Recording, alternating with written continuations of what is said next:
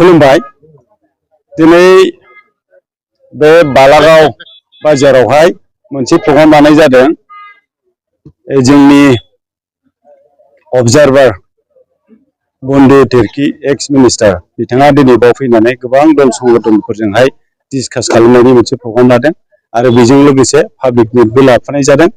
दिनै नुनो मोनदों जानाखि कंग्रेसनि दोहौ बे दोहौआ आराम्भ जाबाय।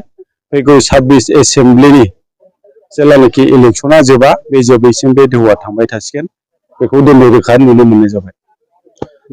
थियारियाथ' मोजां रोखोम जानानै दङ। मोनफ्रोमबो जाति हारि धर्मनिफ्राय बिथांमोनहा सिङाव साखाफारा जानानै दङ आरो जोंनि आसामाव सासे मोजां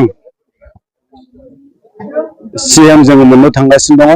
बिथाङानो जाहैदों गौरव गगৈ आरो गौरव गगै बिथाङा जोंनि आसामखौ मोजां रोखोम सालायगोन जोंहा बयबो बिसास दङ आरो जोंनि आसामनि जानाखि आनइमप्लयड प्रब्लेम बेजों लोगोसे दिनैनि जानाखि समाजावहाय मोनसे गाज्रि थासारि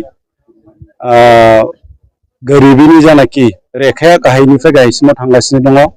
दिनै मोनफ्रोमबो साइडआवनो खालि टेक्सजों लोगोसे दिनै आनइमप्लयडफोरनि थाखाय खुनु माबा मोनसे मावनायनि सुबिदा गैया, साख्रि बाख्रि गैया, बिजनेस गैया, फारफ्रोमथिंनिफ्राय नाख्रेबजोबजानाय आरो इडुकेसननि फारसे दिनै गभर्नमेन्ट स्कुलफ्रा फारि फारि थैलांजोबनो हमगासिनो दङ।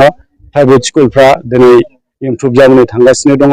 बेनि मिनिङानो जाहैदों मा गोरिबफ्रा गोरिबसिन जानानै थानांगौ आरो जायफोर पलिटिकेल लाइनजों दिनैनि दिनाव जाय बिथांमोनहा रायजोखौ सालायदों बिथांमोननि जानाखि फरियाल केन्द्रित जेनाखि सिस्टेम जोंनाव दिनै हाबफैगासिनो दङ बे जिनिसखौ फोजोबनो थाखाय दिनै गौरव गगৈ सारनि नेतृत्वआव दिनै कंग्रेस गभर्नमेन्टआ जोङो साखाफारा जादों आरो जों दिनै कंग्रेस हिसाबैनो बेवहाय बे ओनसोलनि गोबां जाति जनगोष्ठी आरो धर्म बिलम्बि मानसिफ्रा दिनै बाव जमा जादों। बिथांमोनजों दिनैहाय सावरायनायनि मोनसे हाबाफारि जागासिनो दं। गसंनायनि साखाफारा जानानै दङ।